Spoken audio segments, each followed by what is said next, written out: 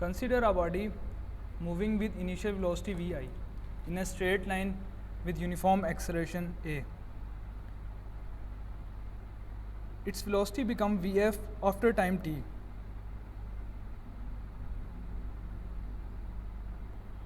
The motion of body is described by speed-time graph as shown in the figure. Slope AB represents acceleration.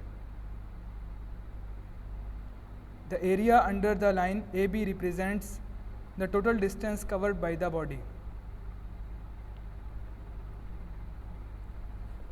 First equation of motion. In the figure, slope of line AB gives acceleration of the body. We know that slope is equal to vertical over horizontal. Here, slope of line AB is equal to acceleration is equal to BC over AC. We can see that BC is equal to gain in velocity, that is equal to Vf minus Vi.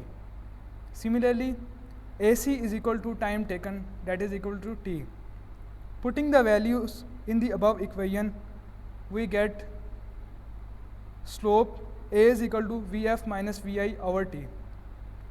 That implies that AT is equal to Vf minus Vi and Vi plus AT is equal to Vf,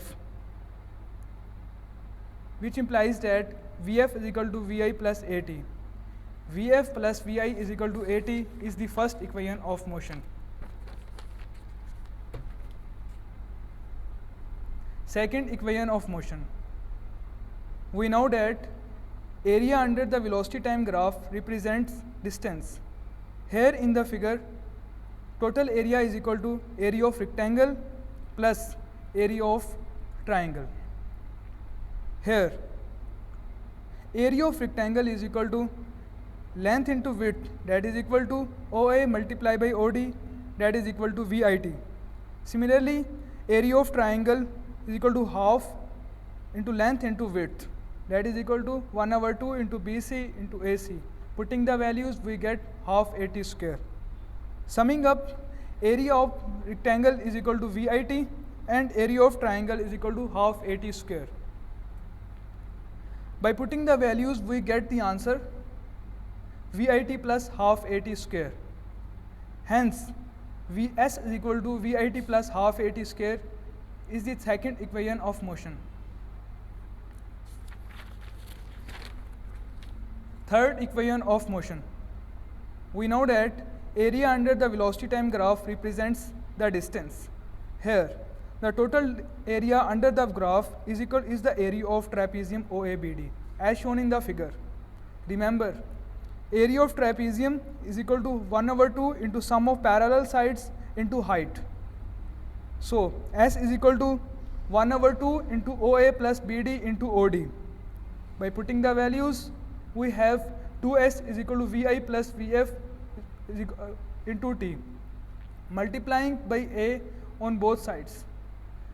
So, we have 2AS is equal to Vi plus Vf into AT. Previously, we have derived that AT is equal to Vf minus Vi. So, by putting the values, we have 2AS is equal to Vf plus Vi into Vf minus Vi.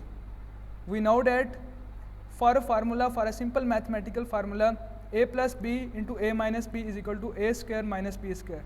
So, applying that formula in the above expression, we get the answer 2AS is equal to Vf square minus Vi square.